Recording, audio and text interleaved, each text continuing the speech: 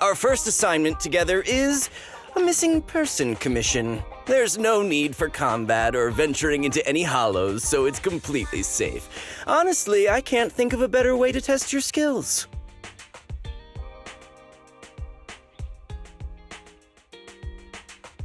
To be honest, it feels like you're just filling your quota with this commission. Don't get me wrong, I'm definitely not trying to pass this off on you. Your ability to navigate the Hollow is unquestionable. That's what makes a proxy. But this role involves more than just that, and this commission is a perfect opportunity to demonstrate those other skills. To be honest, the client barely gave us anything to work with, just pieces of info.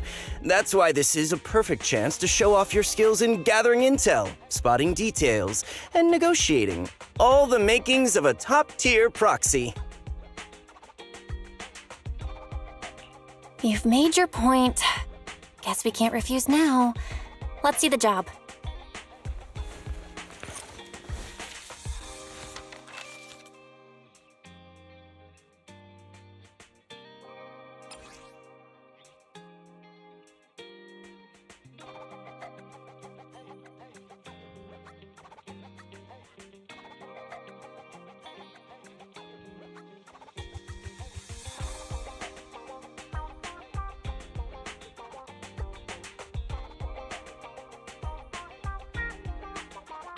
The client has only provided us with these 3 clues.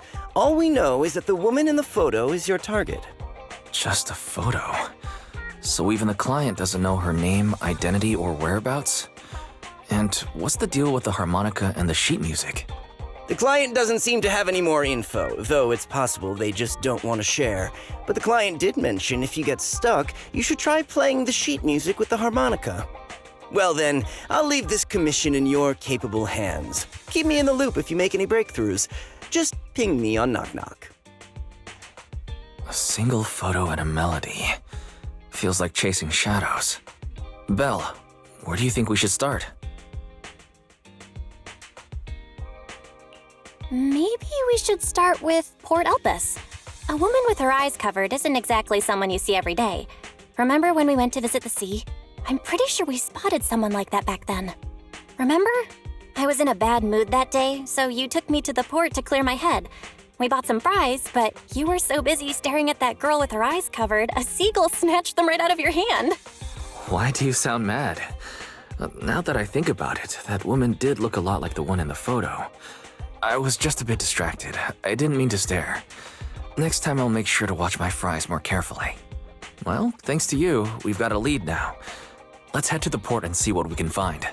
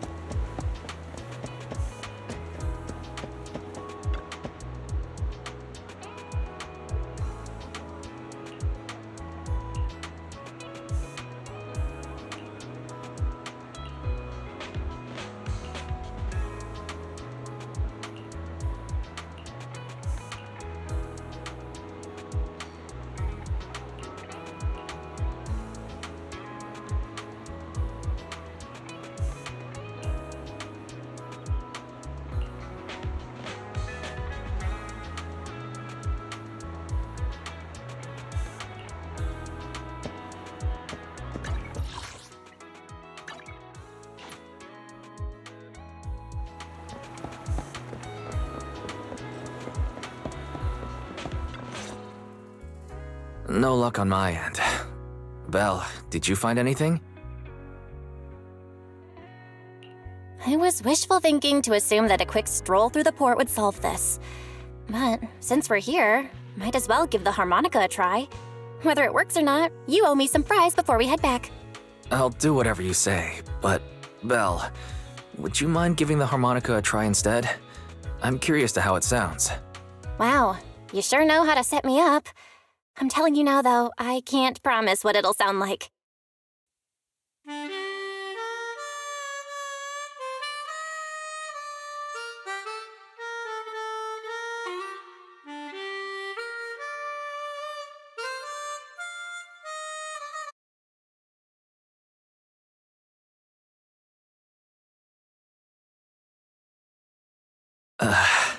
How do I put this?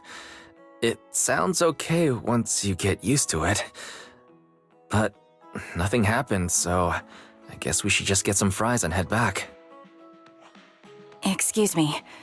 Were you the ones playing the harmonica just now? Sorry. My sister didn't mean to make such a commotion. We'll just... Wait. You're the one in the photo. Sorry about that. I didn't hear any footsteps, so I didn't realize you were right beside us. My apologies. Moving quietly is second nature to me. I didn't mean to startle you. If I may ask, where did you learn that melody?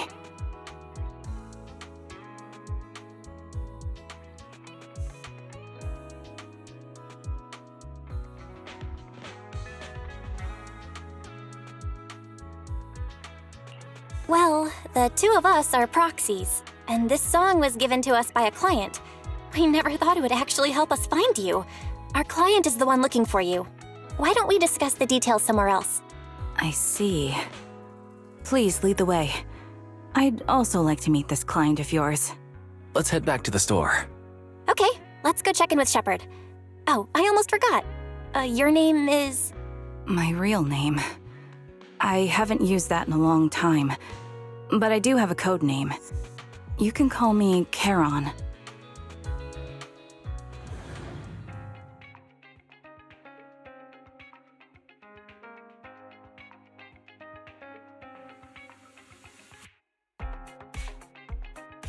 Miss Charon, I just reached out to the information broker who posted the commission.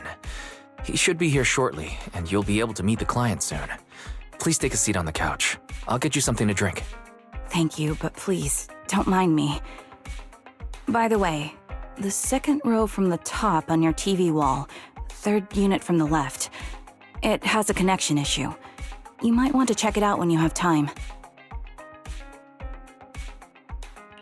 Let me see. You're right. How did you know? No wonder there's been some lag lately. I rely on my hearing. I lost most of my vision in an accident. I can just about make out the outlines of my surroundings. To move around like an average citizen, I've trained my other senses to be extremely sharp. I heard a faint buzzing sound. By moving around the room and noticing the change in sound, I was able to pinpoint the location of the faulty TV. Sorry. I hope my question didn't seem rude. No need to apologize. Vision isn't the only way to perceive the world. As proxies, you too should know that better than most. Anything that can be seen with your eyes can never be considered a secret.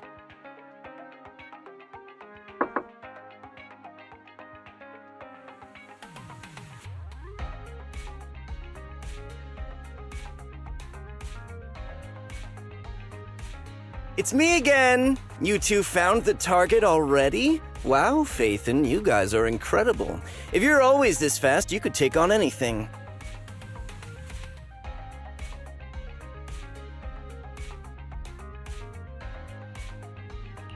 High efficiency?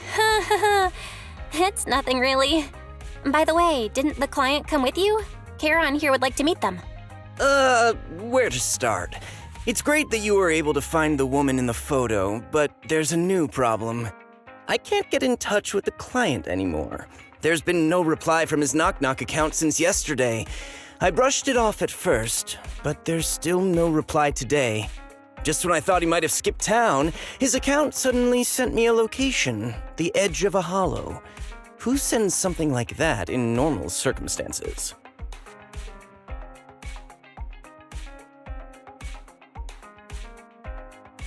Based on what you've said, there's a good chance the client encountered some trouble involving the hollow.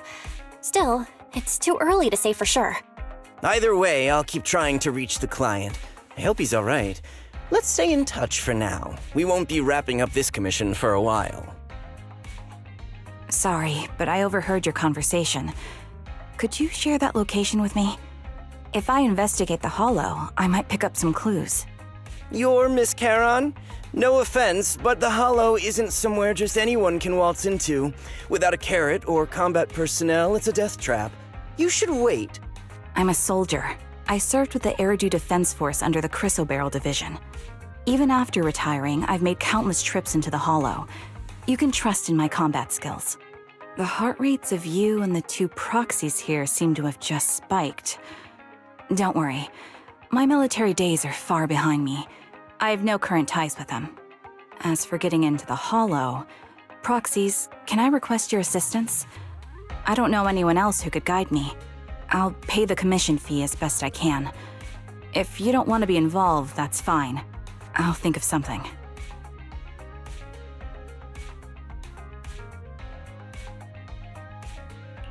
We'd like to find the client ASAP too.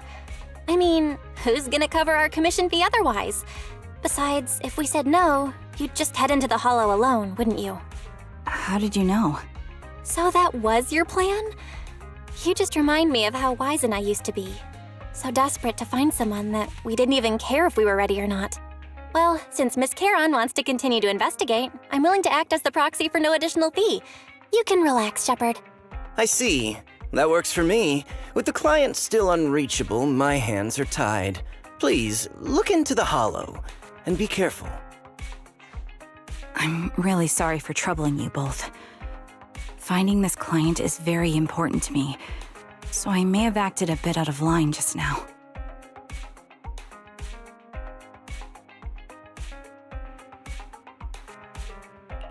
No worries. Seeing how determined you are to find the client, we couldn't just sit by and do nothing. Let's work together to find them.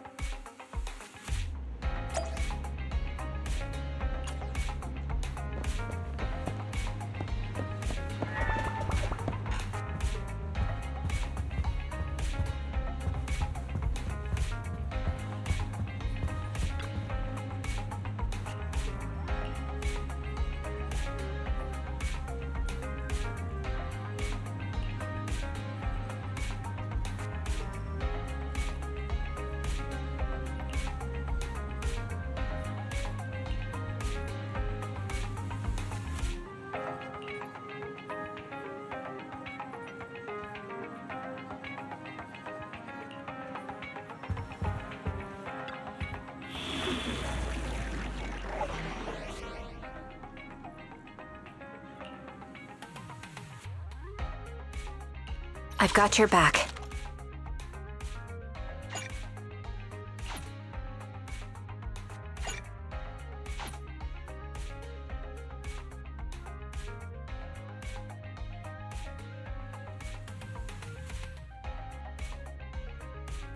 This is the path I follow. Take a deep breath. The spotlight's about to shine.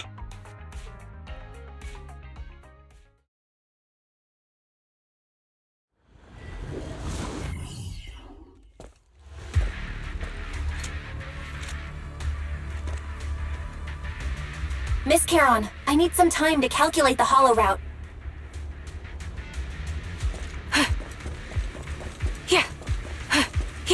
Leave this to me, Proxy. Actually, I've been to this hollow before for reasons. I still remember the way forward clear as day.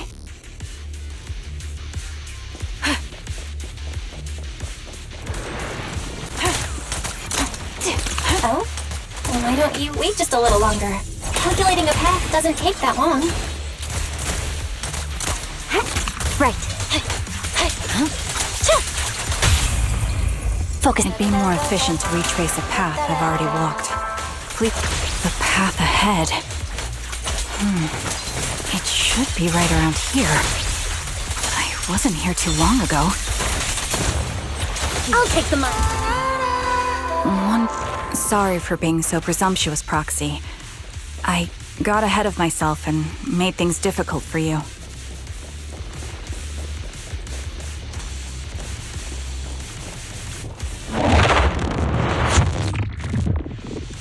By the way, Miss Charon, how are you so fluid when you move and fight?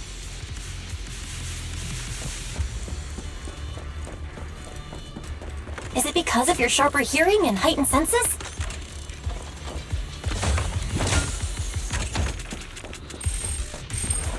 That's one part of it. In fact, my eyes gained some unique abilities as they changed.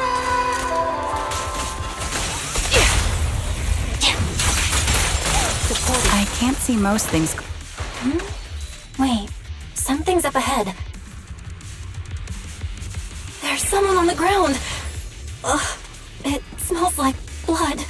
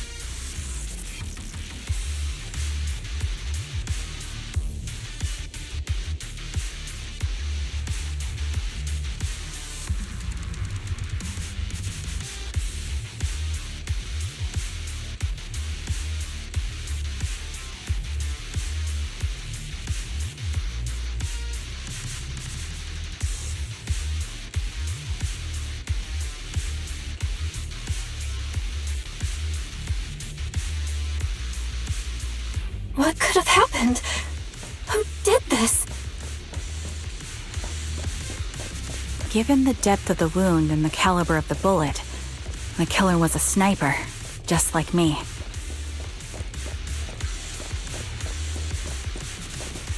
The surrounding ether levels have significantly increased.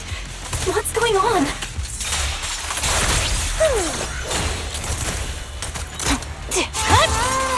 Hold on. Let me find what's causing the ether level increase. Up ahead, there are multiple devices leaking ether non-stop.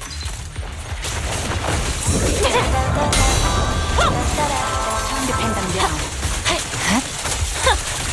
These are high-pressure ether storage tanks, filled with highly concentrated ether.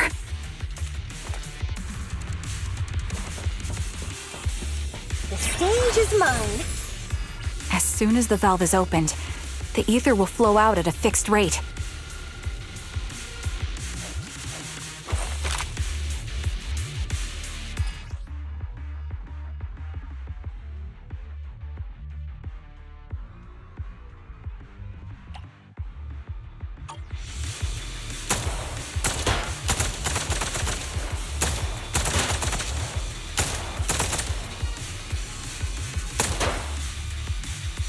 All high-pressure ether tanks have been disabled. We can keep moving.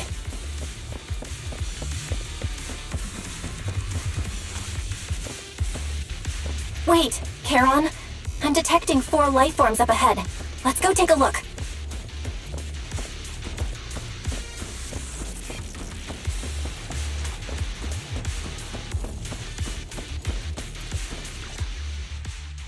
Proxy, there are 4 people over here. They're all still alive. I'm not detecting any ether fluctuations from any other life forms nearby. Great, that's a relief. Charon, can you confirm their condition? Confirmed. 1 is seriously injured. A bullet pierced their lung. The other 3? No internal injuries, just a few minor wounds. They're all unconscious. The one with severe wounds. His etheric fluctuations are nearly completely gone. He's beyond saving. Who are you? Help me. It hurts. So cold. I don't want to die. There must be something we can do. I'll contact a hospital, and we can get him out of the hollow. His internal organs are ruptured. He'll bleed out long before we can get him out. No rescue team can beat the clock when life fades this fast. Am I dying? I just want to go home.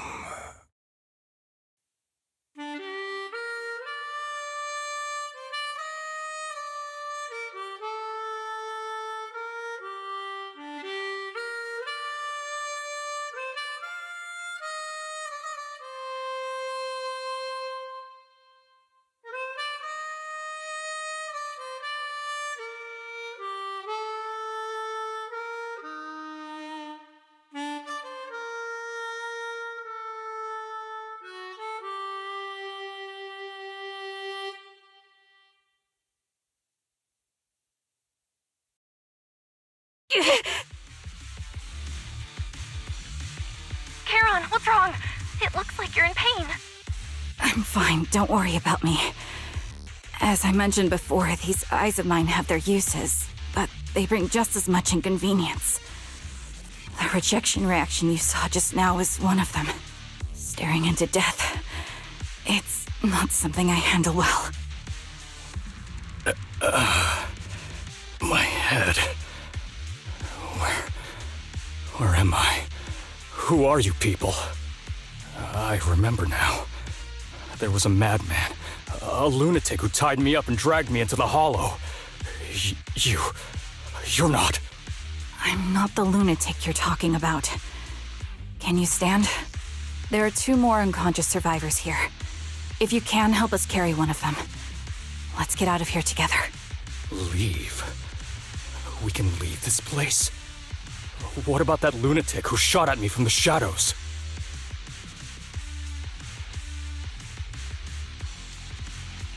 The culprit should be gone by now. Charon, let's get the survivors out. Follow me.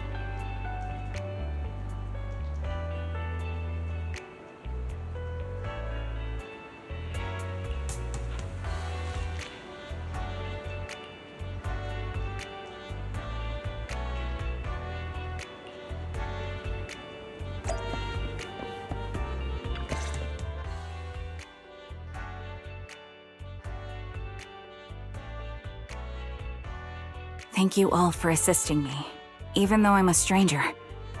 You've given me valuable information. It's the least we can do after you saved our lives. If there's anything else you want to ask, go right ahead. I do have some questions left to ask. Before that, could the three of you introduce yourselves? I'd like to see if there's a pattern to how the killer chose their targets. I'll go first. My name's Zoe. I used to be a soldier in the Defense Force, but now I'm just working a regular desk job at a private company. Don't let that fool you, though. I've earned my stripes. I'm Jesse, currently working as an Internaut information broker. I'm still pretty new at it though, so I can't think of any reason someone would target me. My turn? I'm Erin. I was also in the Defense Force, but now I'm unemployed. Actually, I have a question for you all. Did you see my friend when you were in the Hollow? She's about my height, with shoulder-length blonde hair and a mole under her eye. We were kidnapped together, but I can't find her anywhere now. If I recall correctly, we didn't come across anyone like that in the Hollow, among both the survivors or the bodies. It's all right. I'll keep looking. I hope she's okay. We were always inseparable. We even planned to visit Scott Outpost together for Remembrance Day.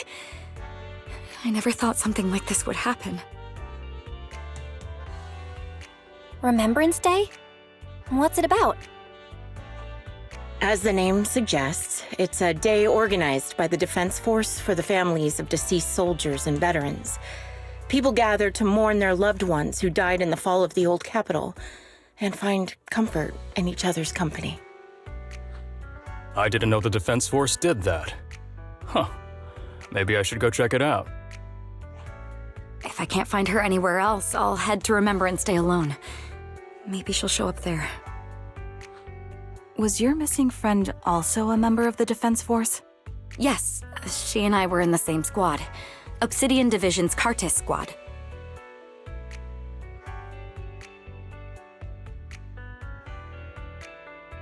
This sounds like a series of murders targeting the Defense Force. But Jesse wasn't with the Defense Force. No, you're probably not far off. Jesse claims to have been up front, but he neglected to mention he was once part of the Defense Force. Right, Jesse? Well, that's... I just don't like bringing up my past in the Defense Force. It's not like I'm trying to hide it. They're just memories from my time there that I'd rather forget. I was part of Obsidian Division's Noct Squad. That's the absolute truth. I was also in the Obsidian Division, Impera Squad. I don't know who those who died in the Hollow were, but it seems the killer really is targeting members of the Defense Force. Wait a second.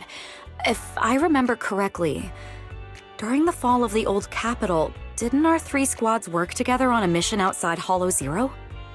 We did? I don't really remember. I have a vague memory of it, but there were so many people on the mission, I don't remember your faces. Thank you all for the information. I'm starting to see a pattern in the killer's choice of targets. But there's something else I need to ask. I came to this hollow because someone I'm searching for sent me its location. And that person was likely being held by the killer as well. Did you happen to see anyone else?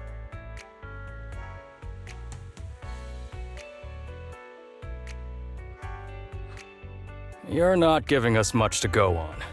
At least tell us what kind of person you're looking for, male or female, what they look like. Can't offer much help without that. Sorry, I don't have much else to share.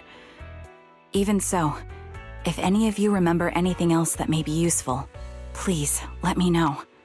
This is very important to me. You don't even know who they are, yet you're so determined to find them. Is it really going to be an issue if you can't find this person? Maybe. I've been searching for someone for a long time. They might be the key to achieving my goal. I see. Whatever happens, I hope you find them. If there's anything I can do to help, just let me know. Thank you. But please, prioritize your own safety. If the killer is targeting former Defense Force members, There's a good chance they'll come after you again. Stay vigilant. Of course. Once I've checked out Remembrance Day, I'm locking myself in my room and throwing away the key.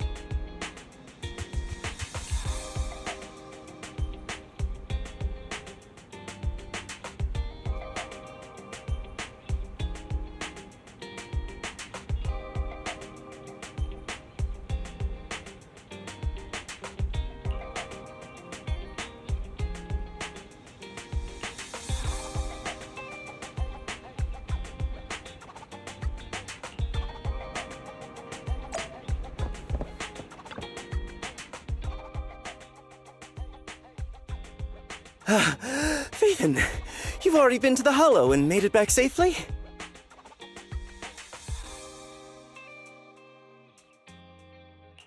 Did you run all the way here? Do you need a moment? We've already been to the Hollow, but unfortunately, we haven't found the client yet. I'm fine. Did you find any clues there?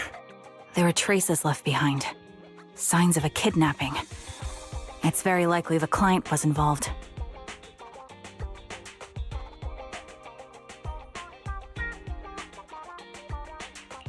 Yeah, it seems the client was kidnapped, brought to the Hollow, and later moved again. We're still looking for clues. But why did you rush over to the store? Did you find anything? Well, just take a look for yourself.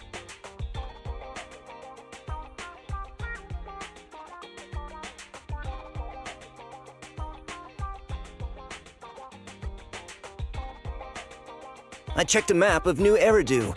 This spot, it's another Hollow entrance. We've been chasing dead ends with absolutely no clues, and now one just appears out of nowhere? Something smells fishy here. You're sure it's just a disappearance for now and nothing more serious has happened, right?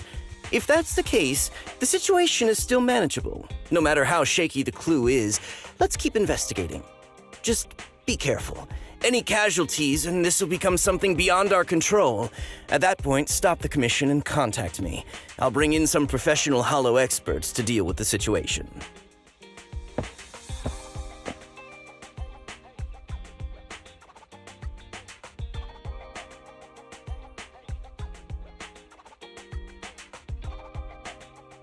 Thank you for not revealing what really happened to that information broker.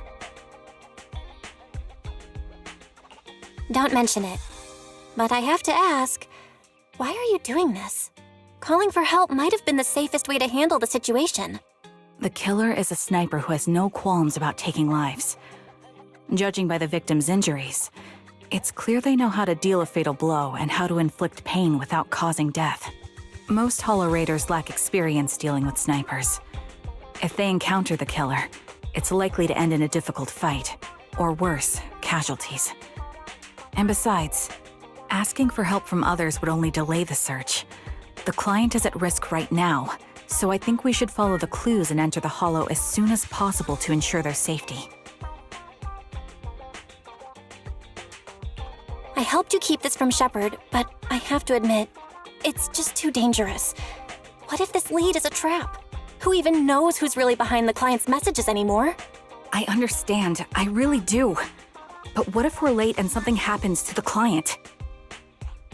Why is the client so important to you, Charon? Would you be willing to tell us? Are you so set on finding them because they're connected to the person you've been looking for? The client's true identity might be the very person I've been looking for. And if not, they most certainly have some vital information. Since leaving the military, I've spent years searching for my missing teammates. They were more than just comrades who trusted me with their lives. To me, someone raised as an orphan, they were family. I've scoured countless hollows and every corner of New Eridu to find them, but I've never found a single lead. Until I met you and heard that melody on the harmonica. It's called Homecoming. My squad leader composed it. Only our squad knew it. And yet that client of yours not only knows the song, but also gave you the sheet music. Please, Proxy. This client is the only lead I have left. I'm certain my teammates are still alive. If this trail goes cold, I don't know when I'll get another chance to reunite with them.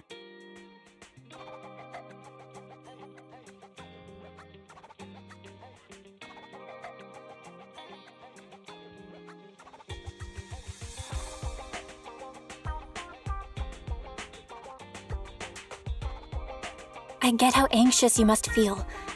Let's face this together. But this time, we really need to be extra careful. Thank you, Proxy. I feel much better knowing I have your support. You can trust me. I'll protect you if the killer is really waiting for us in the Hollow. We'll make it out in one piece.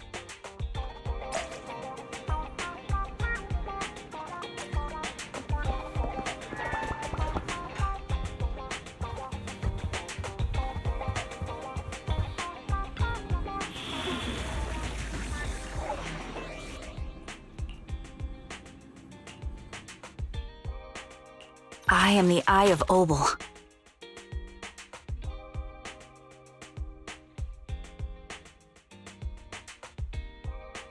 The anticipation. This is the path I follow.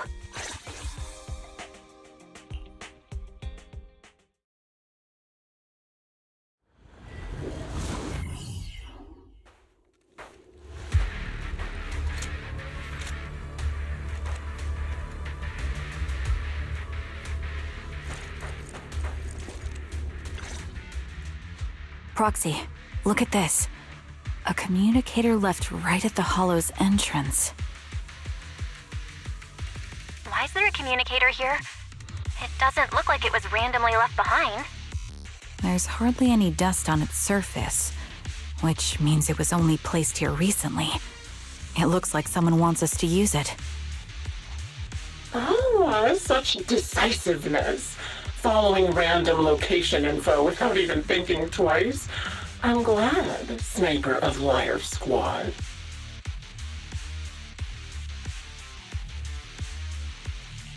Who are you?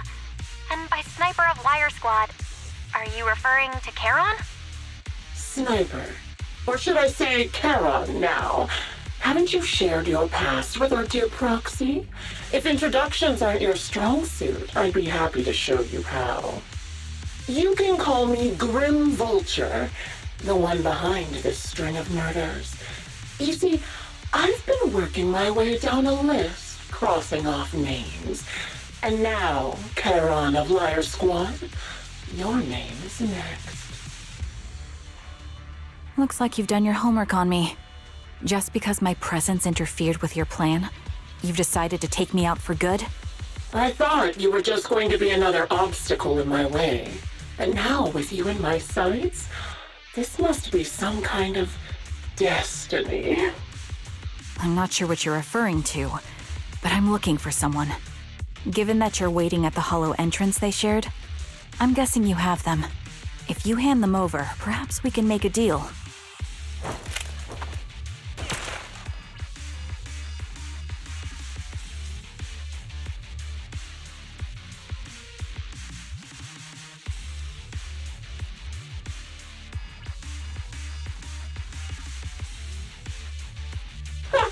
So your version of making a deal is stalling for time to locate me and lining up your shot?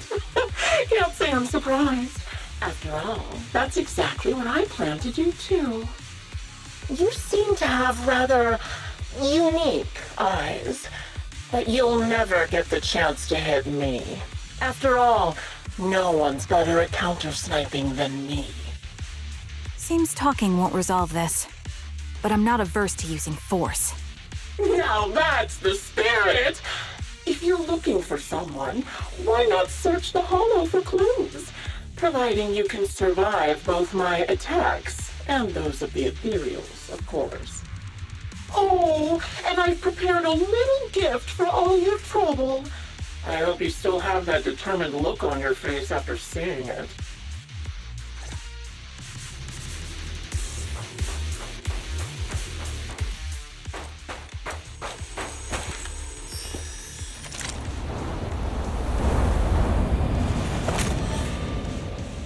Watch out for Grim Vulture taking shots from afar. All right, I'll take the mic. There's no time to lose. Is there nothing we can do?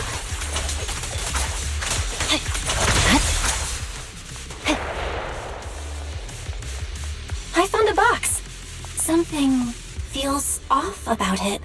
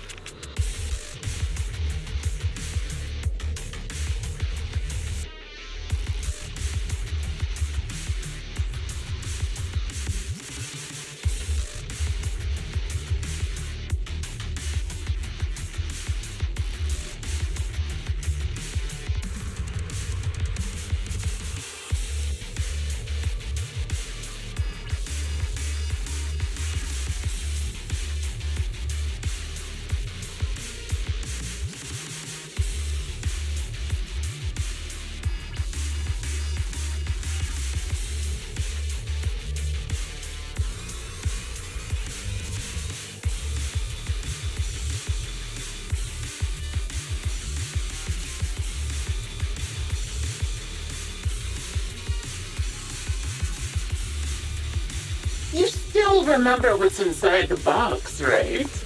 Your loyal teammate's cap, the one Styx always wore.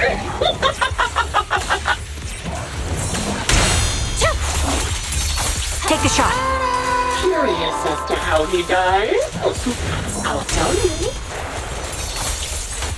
He took his own life. Now it wasn't much different from being owned by Ethereals.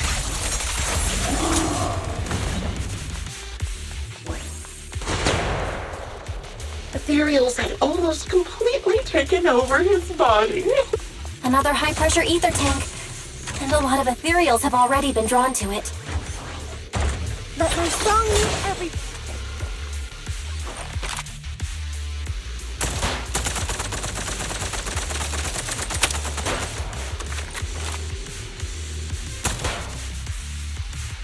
We did it, Proxy.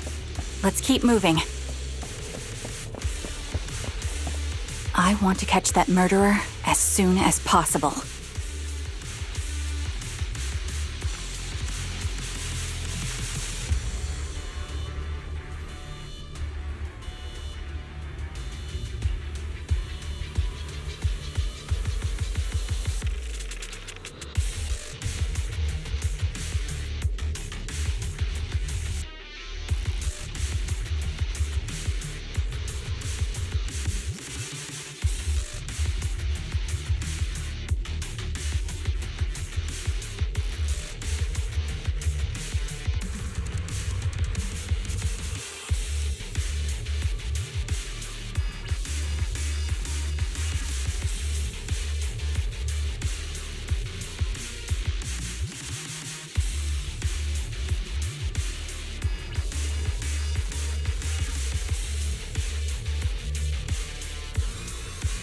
Acheron's favorite gloves.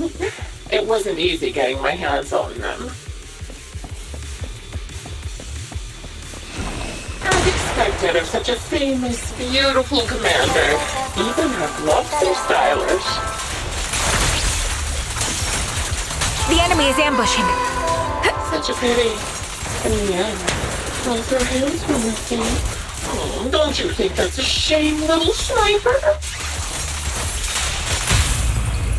Watch! Don't blink now! Such beautiful hands, but they could no longer hold a sword. Ethereals gnawed off her arms and part of her leg as well.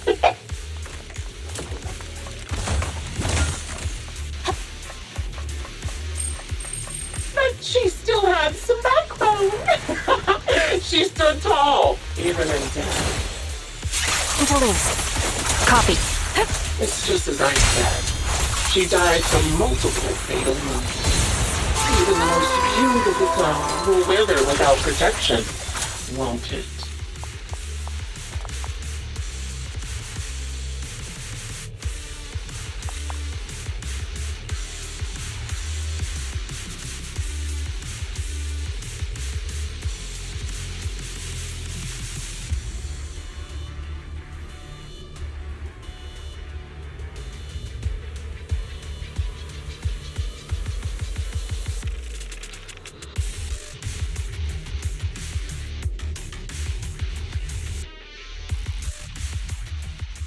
Congratulations! You found the third box. Inside is... Who was it again? Oh, right. A piece of bloodied fabric from Cocytus's clothes and some damaged engineering gear stained with Leafy's blood. There weren't enough boxes, so I had to cram them together. They're just a medic and an engineer, not exactly combat material, right? Surely you're not mad, are you?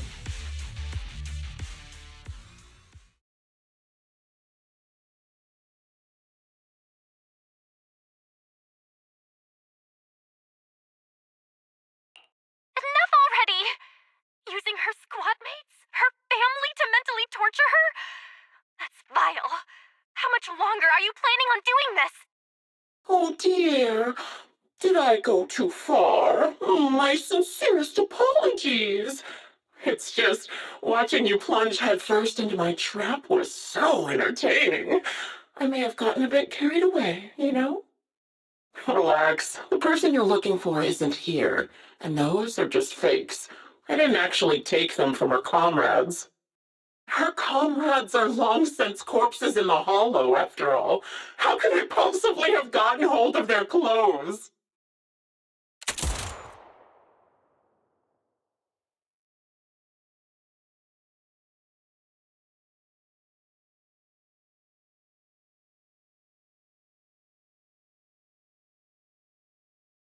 A decisive strike to be sure. But as I've already said, your awareness, sight, and experience mean nothing in front of a more skilled sniper. I didn't expect to kill you so easily. There was a subtle change in your ether fluctuations the moment I fired. That was all I needed. You knowing my past makes me feel sick. But after seeing that you're just a coward who feels fear from another's killing intent, it doesn't bother me as much anymore. Coward, you say? How fascinating! You were little more than a hollow shell before, but now that you've bared your teeth, you've started looking somewhat respectable. I know your composure is nothing more than a facade. You've never truly faced the weight of your comrades' deaths, have you? I bet your mind is now filled with their dying screams.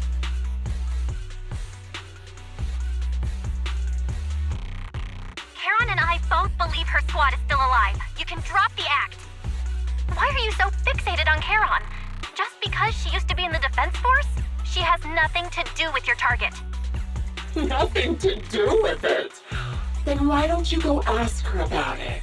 What surprises me more is you actually believe her teammates are still alive. Don't tell me she dragged you into all this danger without telling you anything. Shut up. If she won't tell you, I will. Those so-called alive squad mates of hers went missing during the fall of the old capital. I'm sure you know exactly what that means. When the old capital fell, countless Defense Force soldiers were either killed by Ethereals or became them. The surviving soldiers, struggling to defend themselves, never had the opportunity to carry their comrades' bodies out of Hollow Zero. Obviously, her squad mates, the members of Liar Squad, were among the dead. But since their bodies were never found, she insists they're still alive, even going as far as to deceive her own proxy. It's laughable. I didn't lie to the proxy. They're alive. I have proof. Someone like you could never understand. I could never understand? You think it's hard to understand your childish thought process? If you really have solid proof, why not tell me? Come on, let's hear it! My eyes. I lost nearly 90% of my vision during the fall of the old capital. But in return, I gained the ability to see what others can't. Every second of every day for years, I've seen my squad mates. Not as fleeting shadows, but vivid and lifelike. They've never disappeared. They're alive, waiting for me to find them. Why else would I have been given these eyes? That's your proof? Did you hear that? Proxy hiding in the bamboo. She spent years chasing after people who couldn't possibly exist, all because of some ghostly visions. You'd rather believe those visions of your teammates are real-time projections than accept that they're dead. What if I told you the way I described their deaths before was the absolute truth? Will you finally face reality? Or will you keep fooling yourself, believing in ghosts? I guess you'll keep deceiving yourself, because that's how you survive. I'm not lying to myself. I really want to find your squad mates who have been missing for years and were officially declared dead? You couldn't protect them when the old capital fell, and now you're just making up stories to fool yourself. To give yourself some so-called reason to go on, to latch on to any stupid excuse. You're just a selfish, naive coward who did nothing and couldn't do anything when your comrades were dying!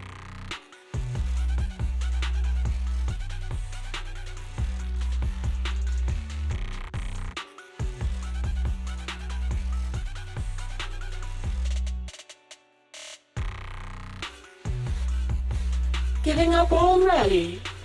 At least you've got a shred of dignity left. Nothing disgusts me more than a useless hypocrite. Enough of this. Time to die, coward. Charon is not a coward. Someone who'd enter perilous hollows just to find what they seek. Someone who'd play music to console a dying soul, despite the pain in their eyes, is anything but a coward. At the very least, she's far braver than a criminal like you, who hides in the shadows, enjoys torturing others, and is constantly in fear of being caught. Proxy, Your proxy sure has a way with words. I won't waste any more of my breath. Just die already.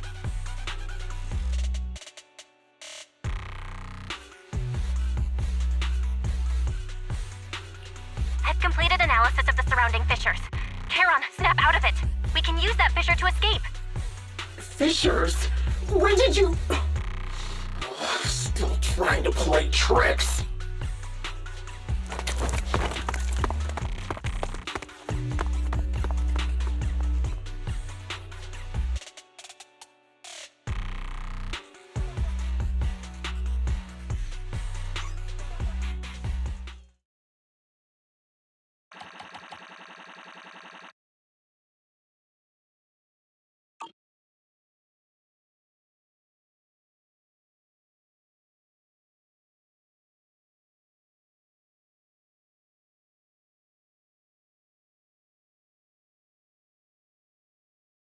Charon, do you want some hot cocoa?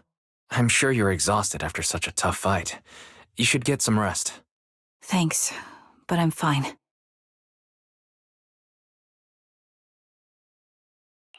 Don't listen to Grim Vulture. They'd say anything to get under your skin. Once we start doubting the truth, we've fallen into their trap. No, Proxy. I think Grim Vulture has a point. Maybe it's all just in my head. The things Grim Vulture left. When I touched them, I was reminded of the day the old capital fell. I felt the same sensation when I touched an injured comrade. I tried to shake off that feeling, but the truth is, I can't stop thinking about the possibility that all my squad mates are dead.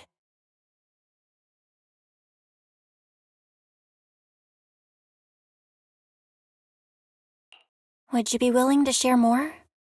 What really happened to you and Liar Squad on the day the old capital fell? That day, in the first hour Hollow Zero started expanding, Defense Force HQ thought it was just a normal Hollow disaster, and thought they could suppress it with the standard amount of troops. Liar Squad was among the first troops sent there. Before we left, our superiors promised reinforcements would be on the way to support us in combat, so we didn't need to worry too much about facing the Ethereals. But soon after we began the mission, we realized things weren't going to go like we thought. The Ethereals came at us like an endless tide. The Hollow expanded beyond control, and more importantly, the reinforcements never came. The Defense Force troops outside the Hollow soon realized this was no ordinary disaster. Hollow Zero was devouring Eridu at horrifying speed. The reinforcement plan was called off, and the promised troops retreated. Honestly, even if they had come to help, it wouldn't have changed anything. I watched as members of the advanced force around me died one after another, or were corrupted into Ethereals. Our squad slowly lost the strength to maintain formation. I was a weak point in our formation. An ether shot fired by an Ethereal hit my eyes, corrupting them. Because of that and several other wounds, I shortly lost consciousness. I'm not sure how long I was out, but just before losing my vision, I briefly regained consciousness. The last thing my eyes saw was my squad mate standing in front of me, looking back. When I woke up again, I was already back at base. The higher-ups detonated the Shiryu pillars, and finally managed to bring Hollow Zero under control. I don't know who rescued me from the Hollow, but none of my squad mates had made it out. For some reason, the image of my squad mates being the last thing I saw has stayed in my mind. It must be some kind of sign. A sign that they're still alive. Don't you think? They must have continued fighting after I fell unconscious, eventually getting lost in some hollow and losing contact with the main force, left to wander between the various hollows of New Eridu. That must have been what happened, right? The Defense Force? Civilians? No one believes me. So I decided to find them myself. The reason behind these eyes, it's got to be to guide me to finding them still alive. Am I wrong, Proxy? Are these eyes pointless? I knew that's what you thought. Interpreting what my eyes see as proof my squad mates are still alive is just wishful thinking. But if they're really gone, why would I have been given these eyes, which bring nothing but pain? If they're truly no longer alive, how can I apologize to them in person? Tell them I'm sorry. Sorry for being so weak. Sorry that I failed to protect them. Their faces are all so blurry. I can't see their expressions. I can't even bear to look at them. If their final look at me was filled with resentment and disappointment, I wouldn't know how to handle it.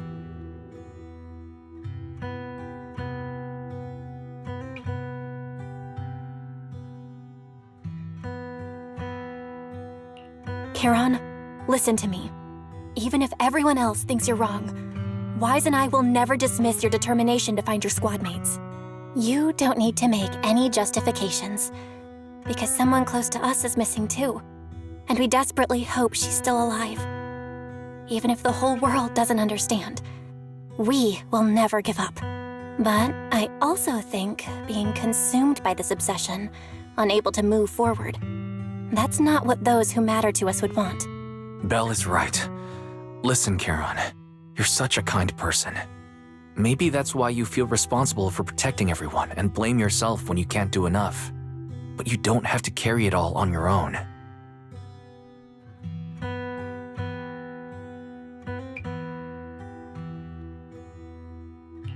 Yeah, right now, the best thing you can do is trust us.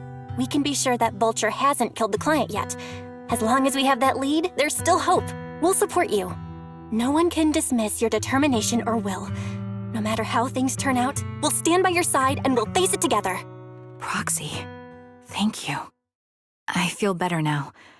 At the very least, I want to keep investigating. I'm not just going to stop here.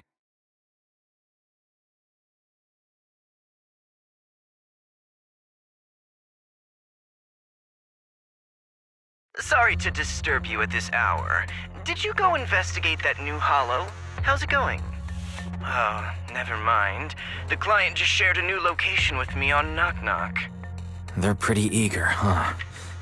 Which hollow is it this time? No, it's not a hollow. If I'm reading this right, this location is Scott Outpost. Scott Outpost? Isn't that managed by the Defense Force and White Star Institute? What's Grim Vulture up to? It's Remembrance Day. Don't you recall what Aaron said before? They're holding an event right now, and the place will be open to the public.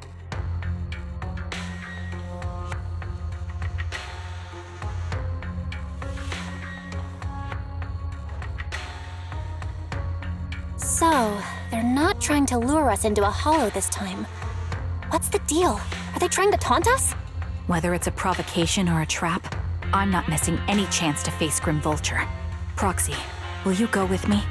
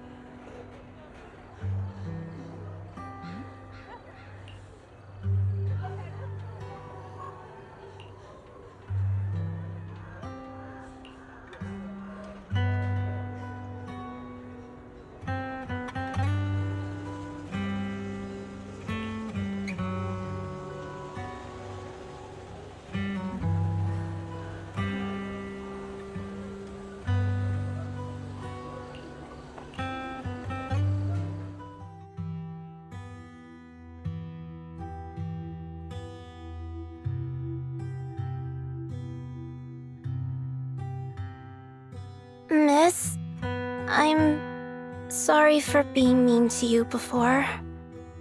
Mom told me you were protecting Dad until the very last moment before you passed out. I shouldn't have said you left him to die. I'm really sorry. Zeta was really young when it happened, so she was too little to understand, and I haven't really talked about it. I hope she didn't upset you. No, she was right.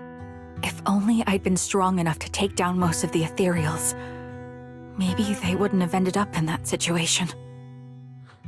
Oh, that's not fair. The old capital was falling. No single person's strength could ever be the deciding factor in the face of a disaster like that. In spite of it all, you survived. If they were still here, I'm sure they'd see that as something to celebrate. I've always known the truth. I failed to protect them. A weakling like me survived, and the rest of them disappeared without a trace. This isn't solace. It's the worst possible outcome. That's something I can't face. I've never had the courage to tell you I couldn't protect your loved ones. All I can do is wander New Eridu, hoping to find some trace of them. Even after all this time, I still haven't accomplished anything. I'm sorry. You really don't know us at all. This isn't the worst possible outcome by any means. Styx, my husband, and all his comrades who lost their lives, each one of them left behind their own legacy. Just look all around you. Everyone standing before you is a legacy they protected that is carried on to this day. After my husband passed away, Zeta and I received survivor benefits. And with all the odd jobs I've been doing, we've managed to get to where we are today. Styx always wanted our daughter to study art, and Zeta's interested in it too. Now, that dream has become a reality. She just got accepted into the art school in Janus Quarter. Mom and I have our tough days, but I often think of Dad's cheerful laughter, and that memory gives me the strength to keep pushing through. One day, it'll all pay off, just like it has now. Thank you for always being by my husband's side, even at the very end. Well, I suppose you must have heard about my condition from my son? Ethel, Kakaitis used to tell me about you. He often took leave or skipped work to earn extra money by part-timing, or to care for you when you were sick in bed. Yes, that's true, but I bet he never told you my illness became so bad that I needed major surgery, and he worked his tail off to raise the money. Who would have thought he would pass before me? I used the benefits from his death for the surgery, and that's the only reason I'm here today. In a way, his passing allowed my life to continue. Every time I think about it, I feel like I need to keep my body healthy and live a few more years. The sights I see, I believe he can sense them from somewhere far away. When I was too weak to take care of him, it was you and your comrades who stayed by his side. Thank you for everything that you've done for him. As for me, well, I'm currently working as a fashion designer. A fashion designer? Is that because of Acheron? It is. I'm sure you remember how much she loved beautiful things. She was always into fashion, so I decided to become part of that world. That way, she can always be with me. I admit I had no idea how fun fashion design could be until I actually gave it a shot. I wish I'd figured that out sooner. We would have had so much more to talk about. Anyway, I'm planning to start my own fashion brand next year. She used to say that after retiring from the army, she wanted to pursue fashion design. I really want to carry on her dream. It feels like my life's purpose. You know, she used to talk about you when she came home for the holidays. How your rivalry pushed her to keep improving. So, thank you. I'm proud of my sister, and I'm proud of you, too. As you can see, All of us have made it to this day, carrying the will of those we loved. So please don't say they left nothing behind. They've always been a part of every pain and joy we've experienced over the years. Please remember, everything and everyone in New Eridu is only here today because you all risked your lives in battle. Thank you. Thank you, everyone. It's been wonderful to hear about how you're all doing and to listen to these words. I'm so glad I decided to come here on Remembrance Day. Speaking of which, I wasn't expecting to see any of you. What brings you here today? I could ask you the same thing, Ethel. Last time I asked, you said you weren't coming. I only came because I suddenly got a DM from Nathan. He said he really wanted me to be here. I'm here because of Nathan's message, too. He was pretty insistent, so I thought he'd be here. But I've been looking around for a while now. I still haven't seen him. So it's the same for all of us. I responded to his message, but he never wrote back. Isn't that strange? Sorry, but who's this Nathan you're talking about? Nathan is Lethe's younger brother. Frankly, out of all of us, he's probably the one who wants to see you the most. He used to be part of the Defense Force himself, and... The day the old capital fell, his squad was responsible for supporting the forces that had already entered the Hollow, which included all of you. He's told us that story so many times. When they saw how bad things were in that Hollow, some of the reinforcements called off their plans and pulled back. He tried to stop them, but there was nothing he could do. He always blamed himself and wanted to find you to apologize. But the truth is, the reinforcements retreating was inevitable. Shortly after their retreat, headquarters issued the official order. We all lost someone in that disaster. And for a while, we resented the reinforcements for their decision. But over time, we came to understand it, and we eventually let it go. There was no avoiding casualties in that battle. In hindsight, it wasn't wrong for headquarters to prioritize saving their strength. May I ask what the name of Nathan's squad was when he was in the Defense Force? The Impera squad of the Obsidian Division. Is something wrong? Nothing. It's just... I think I might have stumbled upon the answer I was looking for.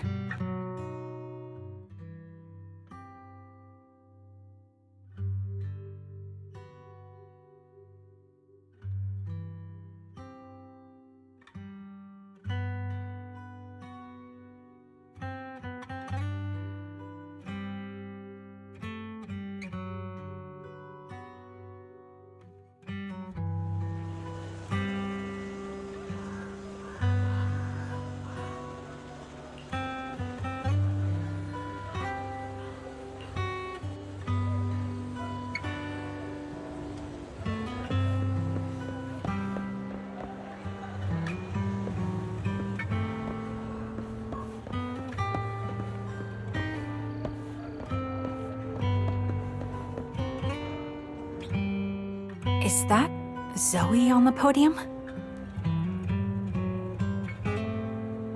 Is she here to speak for the soldiers? That seems fitting. She's cut medals after all. But I don't see Jesse or Aaron anywhere.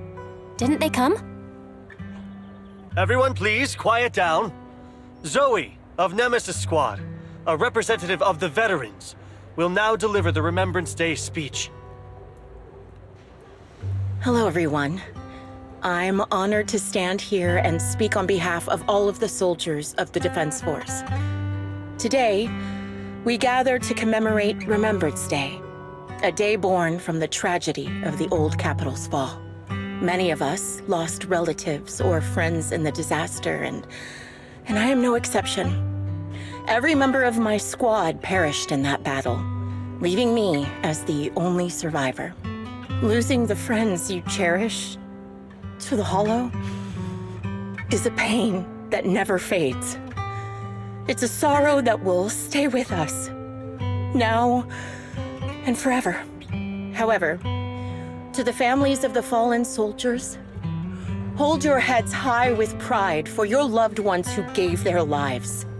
They fought to the very last moment when the old capital fell. Death isn't the end, nor dishonor. It is their eternal medal. They gave their lives facing an unstoppable disaster, exchanging their sacrifice for the world we have today.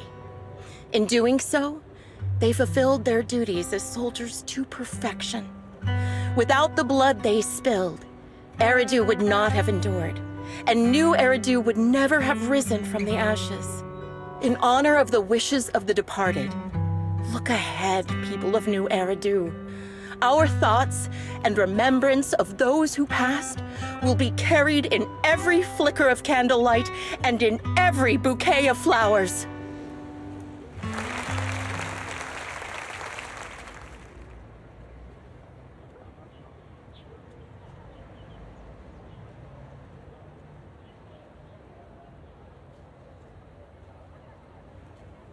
My speech was meant to end here, but since you all seem quite engaged, please allow me to share a little more. The reason you all agree with what I've said is because it offers a way to step away from the pain. That's what the living do. They seek ways to ease the weight of others' deaths so they can find a way to start over. This is the new Eridu of today. A huge disaster consumed the old capital, and the people who survived it keep saying things like, treasure the moment and start fresh to numb themselves, hoping to forget the nightmare. No one talks about the soldiers who gave their lives in Hollow Zero. No one asks why they had to die. The brave gave their lives battling the ethereal onslaught, while the weak survived. This is New Eridu, built by weaklings. Its order founded upon their way of thinking. Your applause makes me realize you all accept this logic. Each of you had loved ones who sacrificed their lives in the fall of the old capital. And now, you're thankful that someone has encouraged you to move on from them. What meaning does the sacrifice of those who died have if you all choose to forget? Have you never thought about why your own loved ones had to die? And why no one is responsible for their deaths? Miss Zoe, there's not much time left for your, Open your eyes! I'm speaking to those who have lost loved ones! If death is the medal for the fallen, then pain is the cross the living must bear. If you fear its weight and run from the suffering, the soldiers will never find peace in their eternal rest. To tear the wound open once again, so you'll never forget the searing pain. That's the real meaning of Remembrance Day. I don't agree. Charon, I didn't expect you to be here for Remembrance Day. How are things going with your search? Seems like you have something to say. Among the people standing here, there's a woman who raised her daughter with the survivor benefits left by her husband. Another who's been able to carry on with her life thanks to the final efforts of her child. And yet another who's found purpose because of the influence of his late sister. The will of the deceased lives on in every person here. The soldiers who died during the fall of the old capital fought for this. The future that their loved ones are making for themselves now. The old me might have agreed with what you said, but someone taught me that pain and hardship can lead to hope. They helped me see that hope could be inherited, not just destroyed when life fades. That's why I believe the departed didn't leave us wounded or with a heavy cross to bear, but with a melody. Each of us holds a harmonica that plays the melody of life. At first, it may sound awkward, but it will eventually flow smoothly, taking on our own style, until it merges with our soul. You seem quite certain about what you're saying. Tell me then, what kind of melody is left behind by those we've lost? I'm not sure. I can't picture the exact melody, but I trust the answer I've chosen. And I trust everything I've seen and heard. A vague and insubstantial answer, isn't it? I was right about you, Charon. From the moment we met, I knew we'd never really understand each other. I'm sorry you feel that way. Everyone, I apologize for taking up your time. My speech ends here. Please feel free to continue with your visit.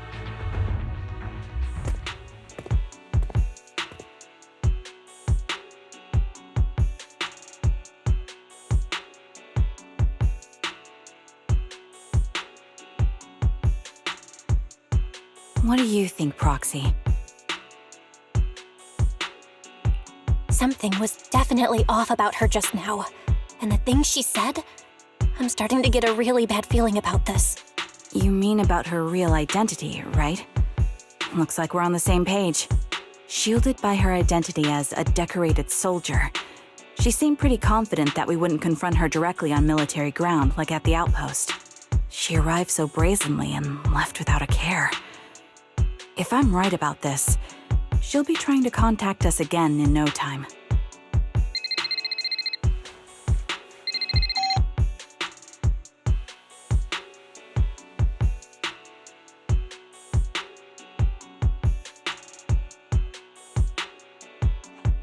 Looks like you're a little busy, so I'll keep it short.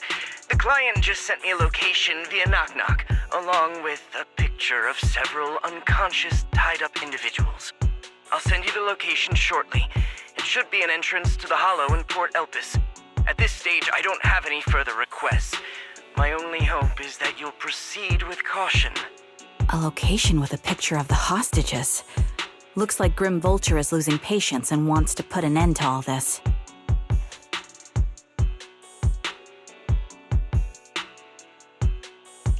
Charon, what's your plan? With everything that's happened, no matter what you choose, I'll stay by your side till the very end.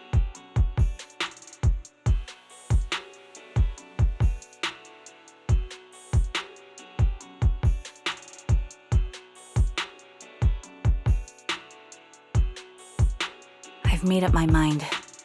Proxy, please accept my official commission. Help me venture into the depths of the Hollow to rescue the client and any other hostages. It's time to put an end to this. It's up to me to stop Grim Vulture. Stop her from crushing everything in front of her with that heavy cross.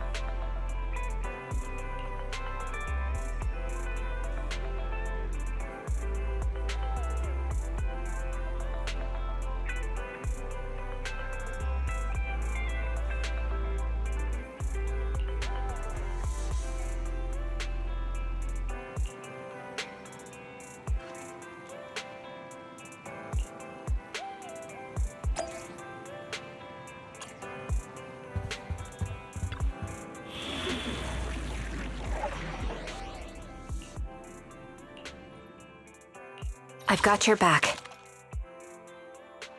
Take a deep breath. Eradicate all evil.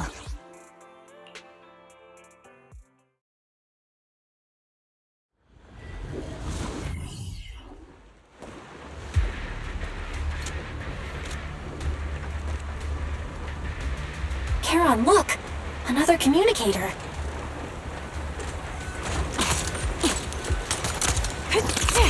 Ether vision activate.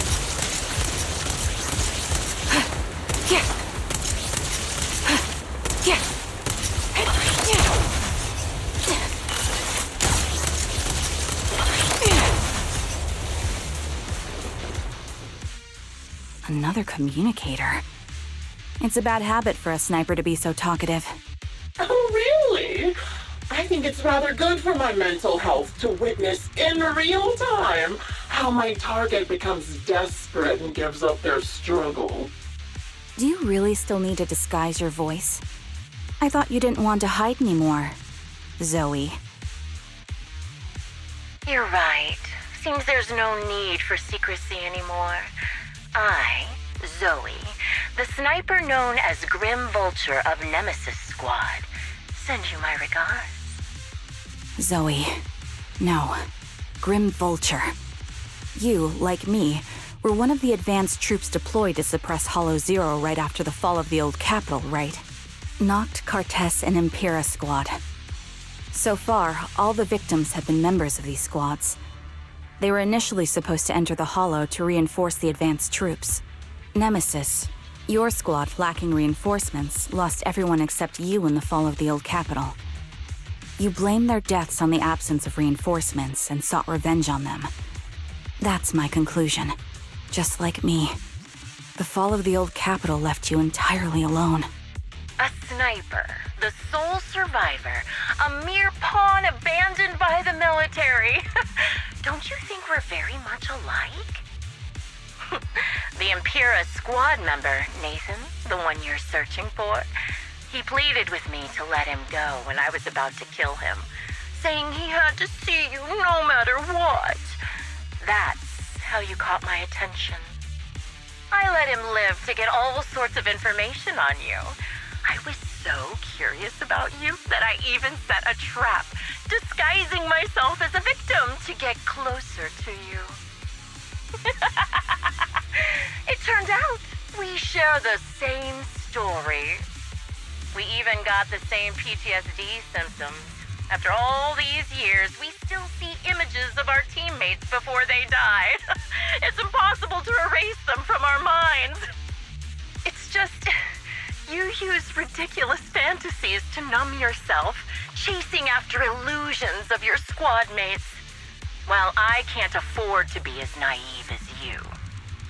One night, when I was overwhelmed with the unbearable images of my comrades' deaths, vomiting and crying, I finally realized the meaning behind their appearance before me. They were pleading with me, pleading for vengeance against those who abandoned us, begging me to destroy the repulsive, hypocritical new order of New Eridu. So, I carried on their will.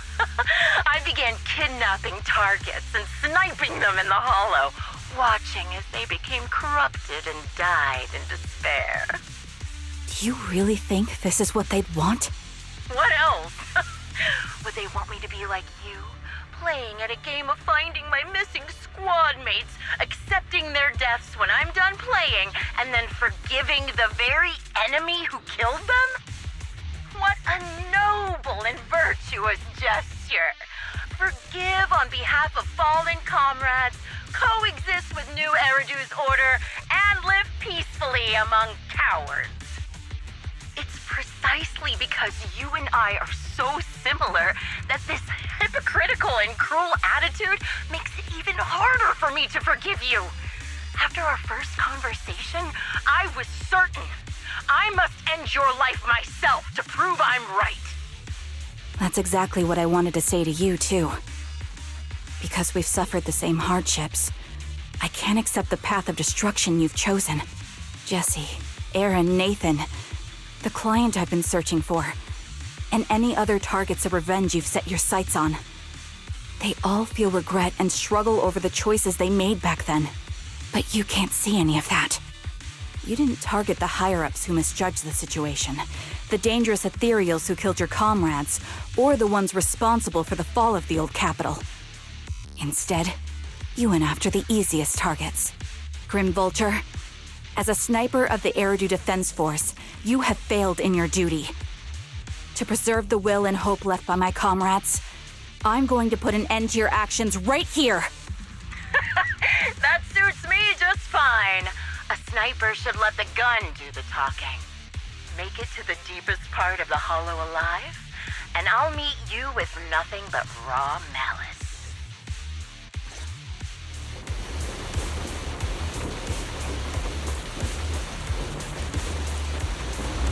Since you made it here, let me reward you with a few things you don't know.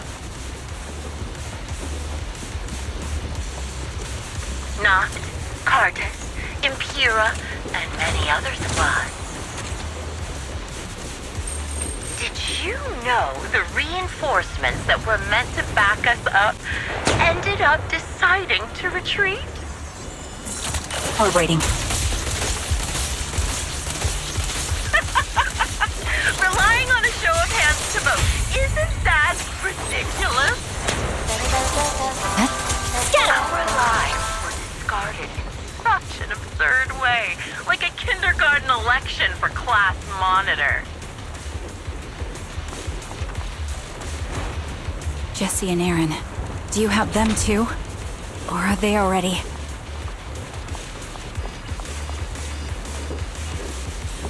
You still care about them? Or should I say...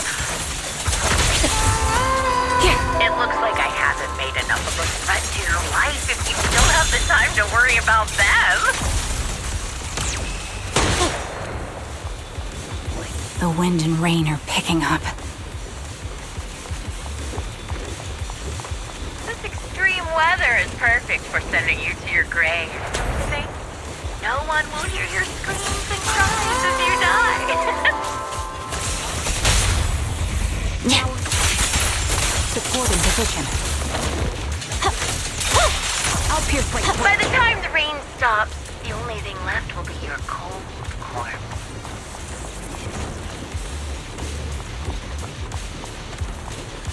I wonder, do you remember the weather on the day the old capital fell?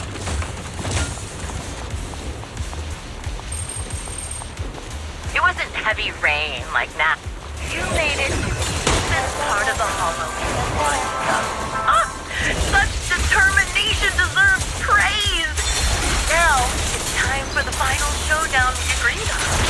Sorry.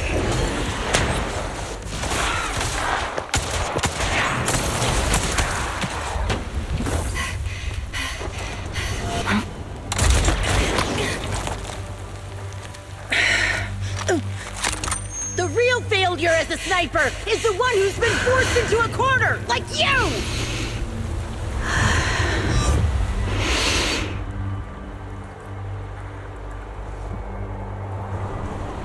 The wind. It's shifting.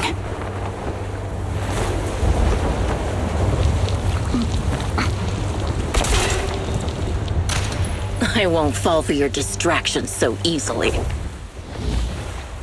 What? I will surpass you with my own melody of victory. Damn! And let the wind be the opening notes.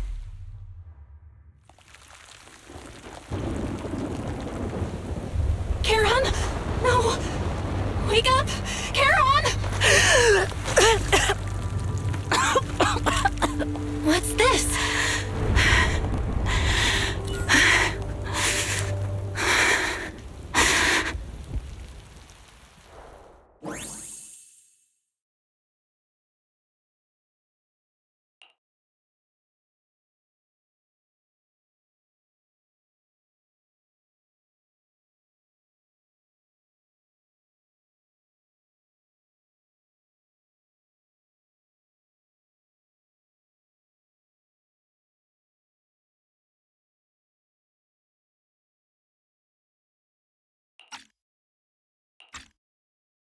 Just you? Where's your friend, the proxy? The proxy went to rescue the hostages. I want to speak with you alone. A sniper should always monitor the changes to their surroundings, factoring the environment into their tactics. Being blinded by the intent to kill and failing to take this into account was your downfall. Didn't expect to be lectured by a youngster. What a disgrace. When my view was blocked, I realized you'd used the visual blind spot to reposition. So I adjusted my aim accordingly. But I still couldn't hit you. Your prediction and accuracy were spot on. I was just saved once again by this. By both this harmonica and by my former comrades. Are you trying to say that this is destiny? That it's the will of my companions guarding me? I lost to the wave of ethereals, to the military's betrayal. And now I lose to your reckless actions, driven by some ridiculous fantasy. Your fantasy, your attitude, your very existence, and the outcome of this battle. They are the greatest denial and insult to my revenge. Yet you're emitting a much calmer ether energy now. Almost as if you found relief. My vision is fading. I can't see my comrades on the brink of death anymore. My wounds are fatal, but I don't feel any pain. Relief. It's not such a bad thing. Did you intend for me to kill you from the start? Let me answer that question with a story. The first time I saw you was actually during the fall of the old capital. My comrades were all dead, and the reinforcements the higher-ups promised before the mission never came. I can't even remember how long the fight went on. Ultimately, I had no choice but to retreat, failing to bring back my squad mates' bodies. I made my way through one battle line after another. The advanced troops were nearly wiped out. But when I reached a certain front, a small squad of survivors called out to me.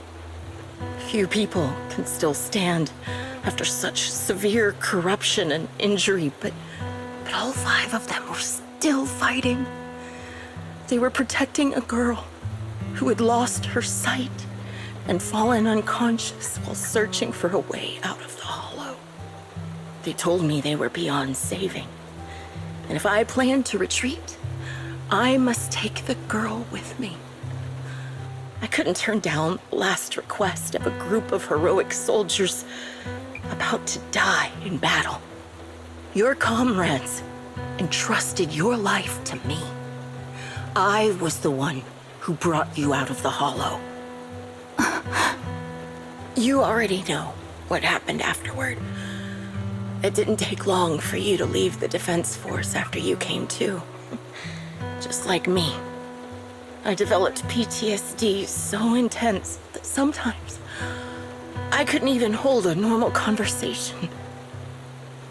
But for me, the hardest blow was the death of my squad. To an orphan like me, they were family. If the reinforcements had kept their word and provided support, they wouldn't have died for nothing. Don't you ever have that thought? To say I don't would be a lie, but I think deep down you know. From the moment we stepped into the hollow, there was no way we were getting saved. Given how quickly the hollow was spreading, and the ever-increasing number of ethereals, it would take the sacrifice of countless Defense Force troops to suppress it. It wasn't something that could have been accomplished in such a short time. The reinforcements would have only been a drop in the bucket. More sacrifices without results. Canceling the reinforcements, sending the advanced troops to rescue as many civilians as possible to minimize casualties. I think most commanders would have made the same decision.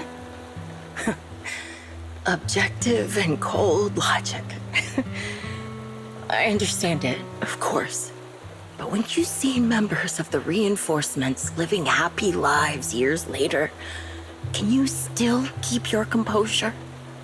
I couldn't. Even if the chance was minuscule, I wanted my squad mates to survive. But they turned that chance to zero, and still have the nerve to embrace a peaceful future. I can't help but resent them. By the time I realized what I'd done, I had already taken several lives. Nathan. When I tied him up and was about to kill him, he begged me to spare him, saying he had something to give you, no matter what. That was when you re-entered my line of sight. I think I've said this before. We're very similar, yet we have completely opposite beliefs. After meeting you, I became even more certain. In the face of suffering, I chose destruction, while you were destined to choose to protect. But you're still entangled in your obsession with your squad mates. If this continues, you'll eventually sink into a void of despair. Your hope is like a bubble, ready to burst at any moment. The version of you I want to kill is the complete one, who can firmly reject my answer. If you haven't found your answer yet, then I'll be the one to push you forward. I kill you, or you end me. Either way works. But after seeing your growth, maybe I'd prefer you to step over my body. That's the final answer. Why? Emptiness and doubt. No matter how many targets of my revenge I took down, nothing changed. Aiming my gun at former comrades, drowning in hate and rage, all it left was a hollow emptiness. But you're different. You've gained unconditional trust from the proxy. You have the courage to fight through my trap. And eventually, you'll have a melody that's uniquely yours. My belief has faltered. I finally remember. My squad mates were fools, just like you. You're right. They would never want me to become this way. I talk about carrying their cross. But in truth, I never carried their will. So be it. Take the hostage and go. A villain stained with the blood of others deserves nothing but a miserable end. I'm looking forward to how long you'll be able to protect those in front of your eyes.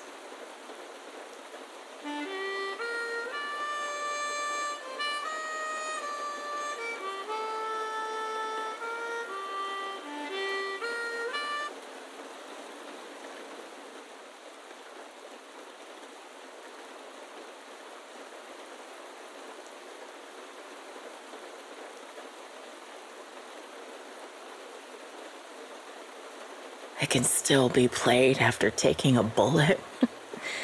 Impressive. This is my final melody to you. No matter how miserable you've become, I'll still remember you. Remember we once shared the same path in life. But in the end, our paths diverged. Your hatred has long twisted into sin. But if not for you, I wouldn't have learned how to hate, or found the true targets of my hatred. I used to know nothing. My teammates served as my teachers and taught me so much. And I think you must be my final teacher. You taught me, in the most intense way, what hatred truly means. Really? So you found someone you want revenge against, too. That's good.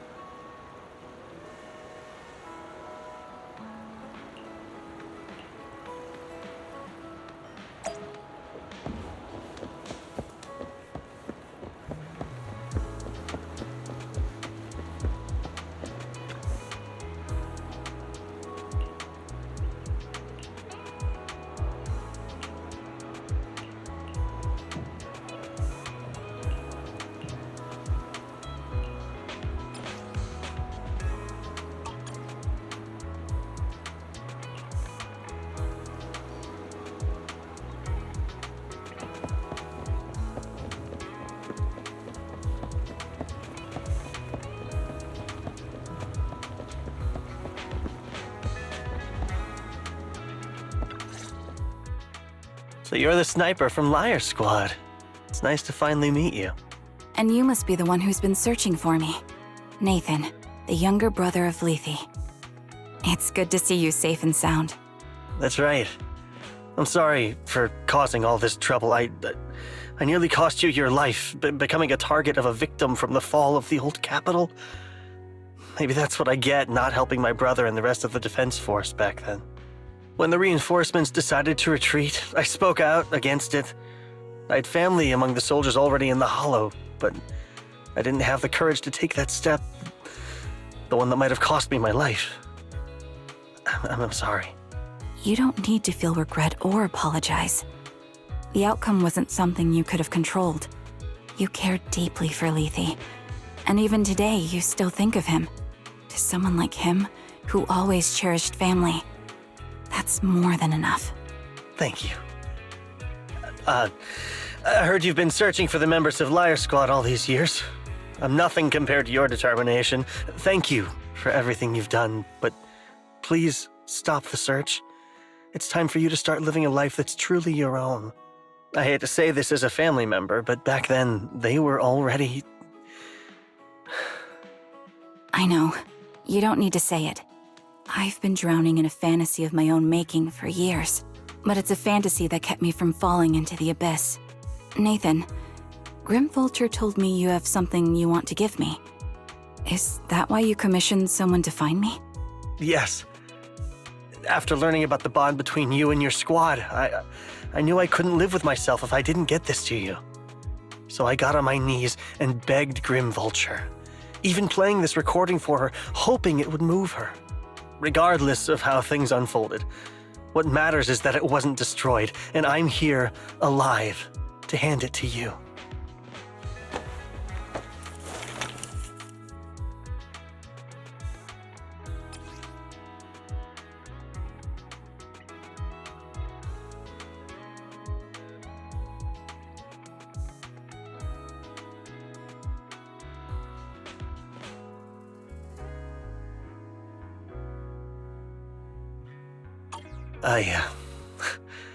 I found this while going through my brother's belongings.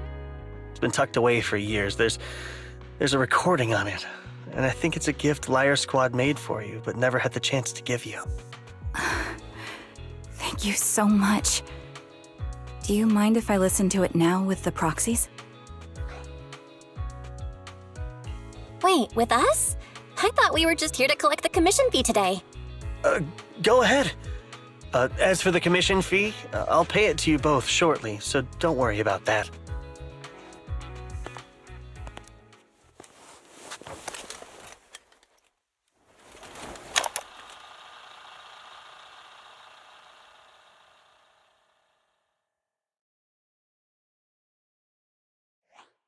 Hey, hello? All right, it's a recording.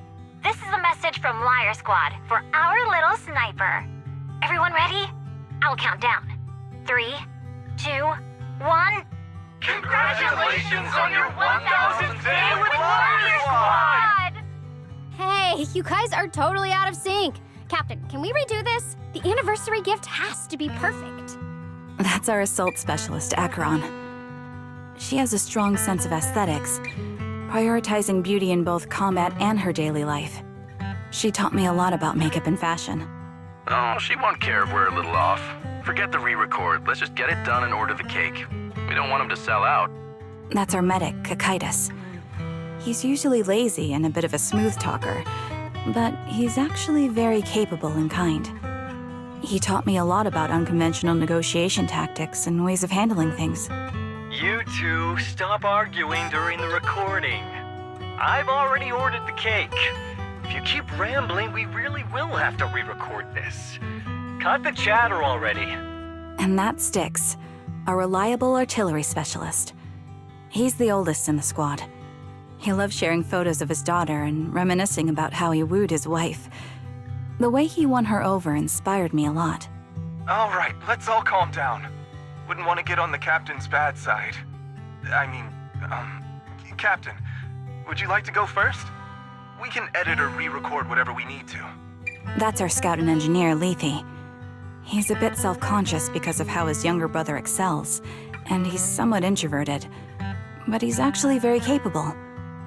He taught me sharp observation skills, calm execution under pressure, and how to make use of the environment. Okay, thank you all for settling down before I completely lost my cool. It's fine, no need to cut anything or re-record. Let's just keep it as it is. Loud and messy, just like our Liar Squad. That's our captain, who took me in and taught me how to play the harmonica, and the real Charon. I'll make sure to explain properly to you later, Proxy. As you've heard, this recording is a little gift from the 5 of us. How time flies. When I brought you into the squad about 2.5 years ago, you were just a shy kid who blushed whenever you talked to someone. Over these 1,000 days, you've really worked hard to keep pace with our fighting rhythm. You've done incredibly well. In the last mission, your successful sniper kill of that high-risk ethereal really helped Acheron a lot. I hate to say it, but yeah, I went too far in last time. Thanks for getting me out of that mess. Just this once, I'll admit, your moves were more elegant in that fight. Not just that fight. Ever since you became a quicker shot and learned to adjust for wind speeds on the fly, we've been taking fewer and fewer hits. Makes my job way easier. So, cheers. You often worry about not doing enough. But in these 2.5 years, you've absorbed everything I know about stealth, reconnaissance, and tactical countermeasures. Trust me, you'll become an incredibly skilled sniper. Having you covering us from the rear makes every fight feel safer. But you still have a lot to learn about socializing and romance. When peace finally comes to Eridu, leave us and live your own life. Where did that come from? She's not leaving us. Even if she retires, she'll move into my house and I'll spoil her with loads of beautiful clothes. We can talk about living alone in 10 or 20 years. Sorry, I got carried away. Anyway, you're talented and hardworking. Over these 1,000 days, you've opened your heart to us and even encouraged us in return. Having you as a comrade is a blessing for all 5 of us. But I have to say one thing. You're always so sensitive and kind. Every time you see us get hurt, you look like you're about to break. Has our squad motto, having each other's backs, become too much of a burden for you? I get how you feel. When your squad mates trust you with their backs, your first instinct is to protect them, right? But that's not the way it should be. No one can shoulder everything alone. Don't try to carry everything on your own. Choosing to fight on the battlefield is my resolve. Feel it. Share yours with me. And when it's your turn to watch my back, I'll give my all to honor it too. As long as you fight with all your strength, there's no such thing as failing to protect something, because your will and our will is preserved and carried on in other ways. But don't let that weigh on you. Try to trust in us, just like we trust in you, no matter what. I've struggled with that kind of thinking myself, but I eventually made my way through it. All this talk of camaraderie, of keeping each other safe, it's like a harmonica melody scoring our time together. Even when things change, our tune will go on, and that's enough. Exactly. Honestly, I'm sometimes terrified. Afraid that someday, you'll blame yourself for failing to protect us and fall apart. That's why I wanted to record this message. Please, don't try to bear everything alone. Maybe you can start relying on us more, fully entrusting your vulnerable side to us. Our will has long been intertwined with yours. We're comrades. This is getting way too sentimental. It doesn't feel like me anymore. Anyway, we just want to see you trusting your comrades enough to share your burdens, even if it isn't us. Finally, we'd like to give you the song that's closest to us. If what we've said is hard to understand, just feel it through the music. Please, enjoy my masterpiece, Homecoming.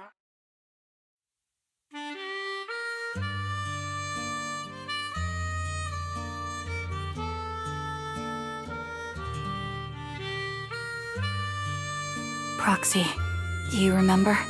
I was once terrified of seeing the look on their faces. Yes. Can you see them clearly now? Yes. Crystal clear. As if I've returned to the exact moment of parting. So this is our last glance. This is the answer you wanted me to find. Thanks, guys. For everything.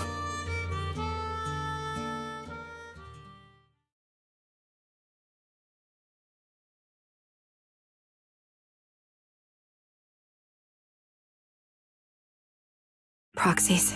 No. Lies. Belle. I've troubled you two a lot these days with my personal affairs. Words can't describe what you've done for me. It's no trouble at all. To be honest, Belle and I have been a bit lost lately because of some personal matters. But meeting you has felt somehow comforting. Don't you think, Belle?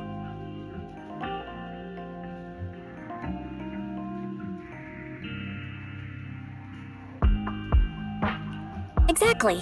We got something out of the experiences we shared. At the very least, it's brought us clarity. I guess our wills have always been aligned, haven't they? Yeah. When I was trapped in self-doubt, unable to get out, I'm glad you were there with me. You're right. We've already entrusted our backs to each other as comrades. And because of that, because we are comrades, please, hear me out. Maybe you've already noticed. I'm sorry, but I've been keeping something from you. Charon isn't actually my code name.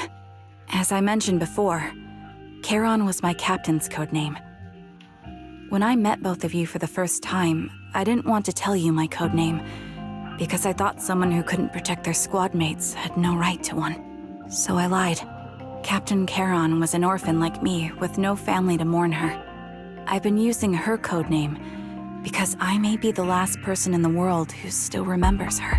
But I understand now. If I want to keep moving forward, I can't keep hiding behind a lie.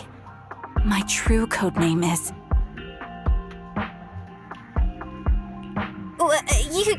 You don't have to tell me right now.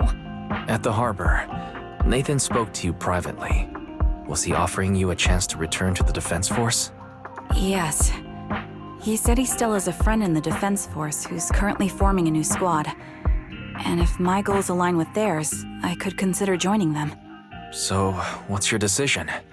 Where will you go next? After everything that's happened, I think I do share the same goal as that friend of his and the new squad they're building. So I'll head back to the new Eridu Defense Force and keep chasing my new goal with a new team. Your new goal. Are you going to look further into the fall of the old capital? Yes. My encounter with Grim Vulture has made me realize this should be the true form of my vengeance. I'll uncover the real culprits behind the old capital's fall and make them pay for their crimes.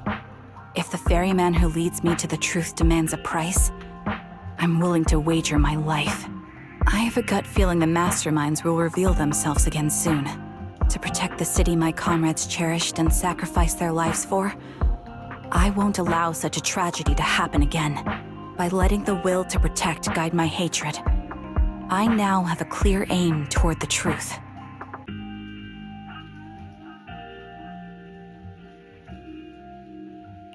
That's what I thought. If that's the case, then for now, we probably shouldn't learn your true codename, or lean on each other too much. Are you saying we're on opposite sides?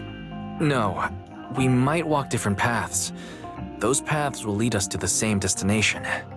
It's just that, for now, we can't say any more than that.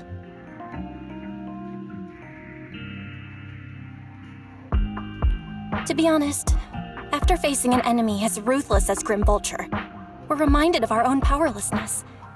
Watching you fight back, almost losing your life to a bullet, that feeling. We're nowhere near strong enough to protect you, and we're not strong enough to open up about our pasts either. Sorry.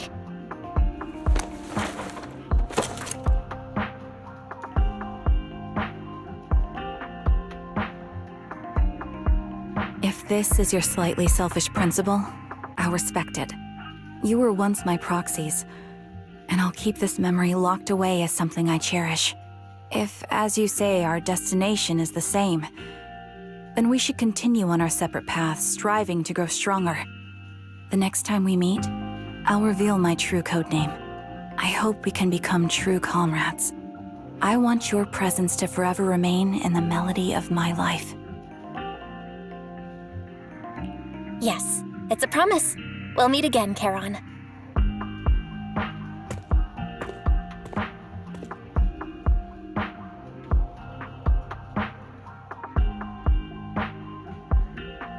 Hello.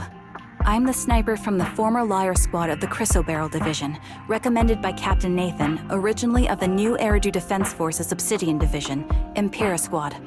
Ah, I heard about you from my superior. You're the one who dealt with the serial murders targeting the Defense Force, right? Well, the new Eridu Defense Force is ready to welcome you back. Let me confirm a few details before taking you to base. Which squad are you applying to join? And did you have a codename during your previous service? I'm applying to join the Obsidian Division's Obel Squad. As for my codename, Trigger. I was Trigger of Liar Squad.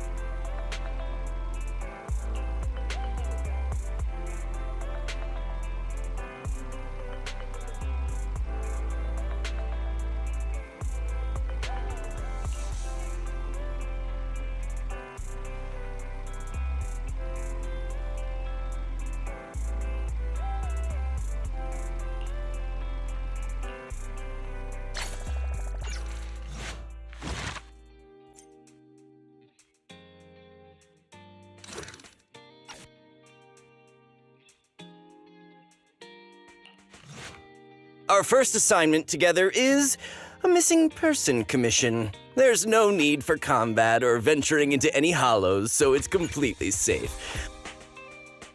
No luck on my end. Belle, did you find anything?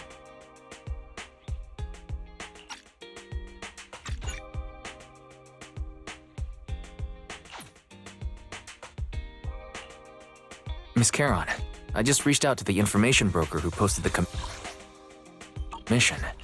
He should be here shortly, and you'll be able to meet the client soon. Proxy, there are 4 people over here. They're all still alive. Thank you all for assisting me, even though I'm a stranger. Raven, you've already been to the Hollow and made it back safely?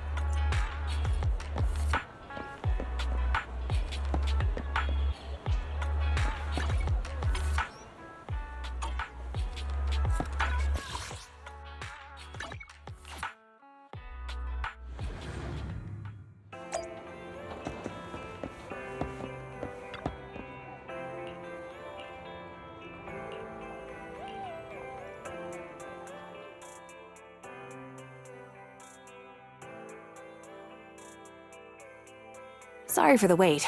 This is an excellent spot for snipers. It overlooks the entire street.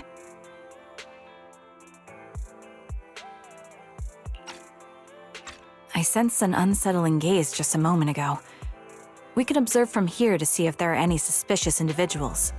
We still don't know if there's any malicious intent, Proxy. Be extra careful when you lean out to take a look. There, 10 o'clock. Someone's just standing completely still. That seems a bit odd.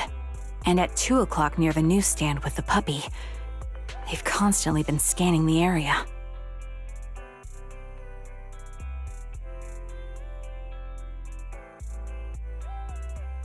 Well, they're all familiar faces from the neighborhood.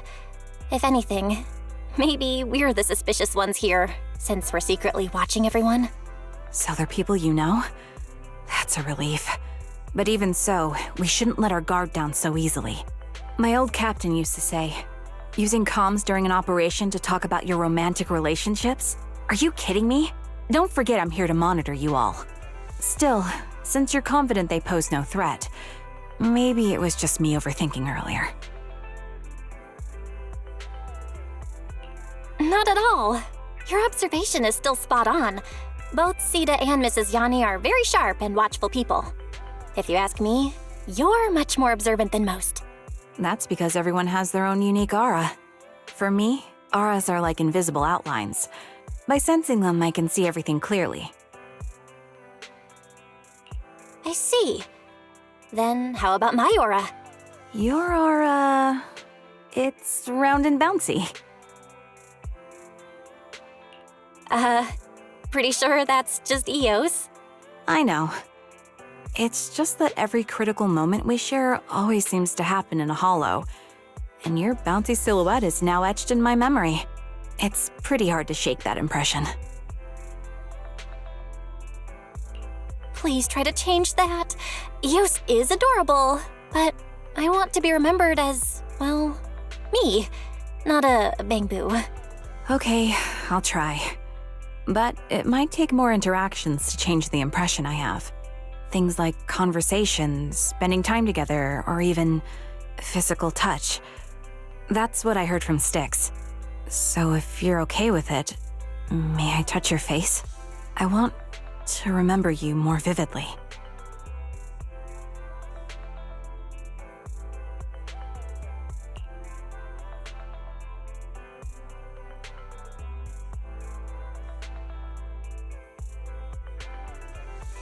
That's enough.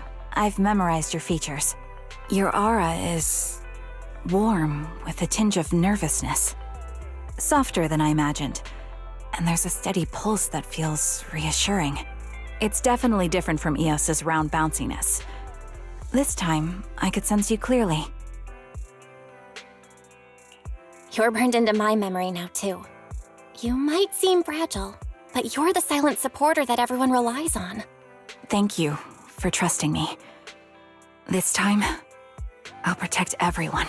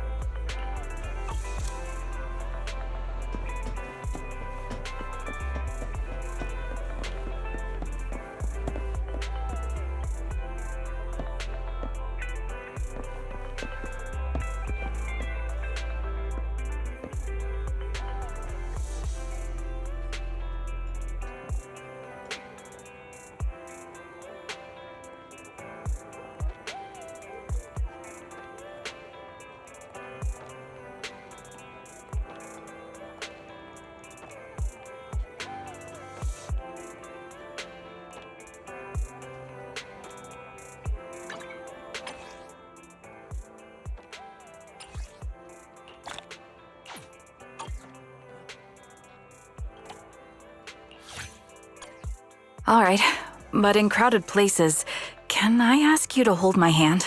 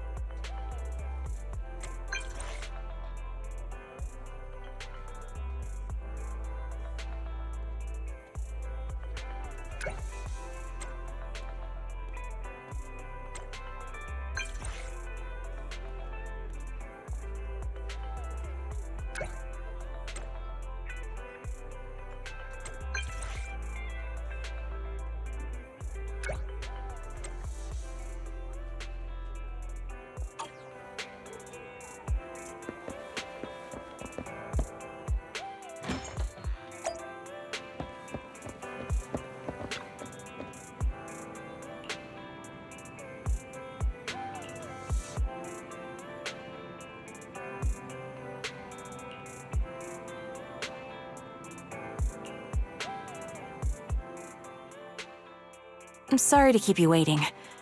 Did you really find Dimensional Musketeer? I almost can't believe it. This movie's nearly impossible to find. I knew you were the best video store manager in New Eridu. Just see for yourself. And you're right. Because it's so rare, I had to make sure we got a copy. I mean, I know you've been wanting to watch it.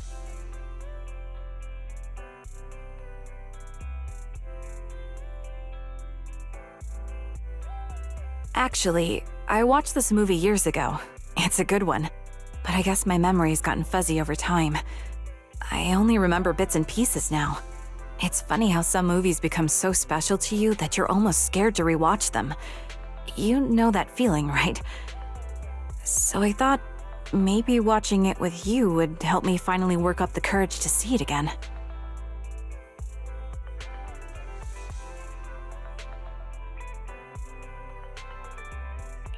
Sure, let's watch it together. Sounds like this movie really means a lot to you.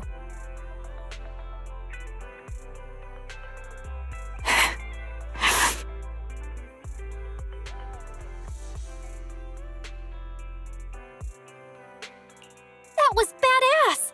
The sniper's final shot was so epic, right?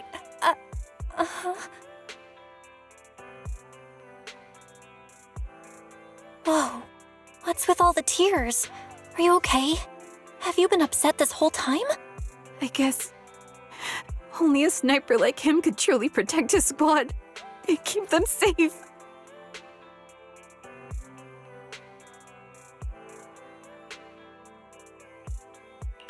You're the best sniper out there, Trigger. Your skills have never let anyone down. Come on, a 2,000-meter kill shot on the king of ethereals? That could only happen in a movie. Funny thing is, I used to believe it was all true the first time I saw the movie. We all got together and watched this movie back when I lived in the dorms. My squad said, "This is what a perfect sniper looks like." And I really believed that. It was years before I realized they were just messing with me. Snipers in real life could never pull off those things from the movie. But later, a feeling of being powerless began to eat away at me. I felt like I'd never be enough to have everyone's back the way the protagonist does in the movie. As for those people who watched the movie with me, they all disappeared from my sight eventually.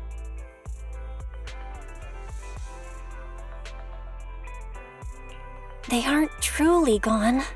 The shadows you saw in the past, the harmonica tunes you love so much now, in a way, they've always been here with you, guiding you, haven't they? Trigger, you've never let anyone down. I think I can say that on their behalf. Knowing you're there helps us focus on the mission. And no matter how bad things get, you always get us out safe. Really? You mean that? Of course. I'm here, aren't I? That's proof enough. I'll remember that. Anyway, it really was a great movie. I'm so glad I got to watch it again.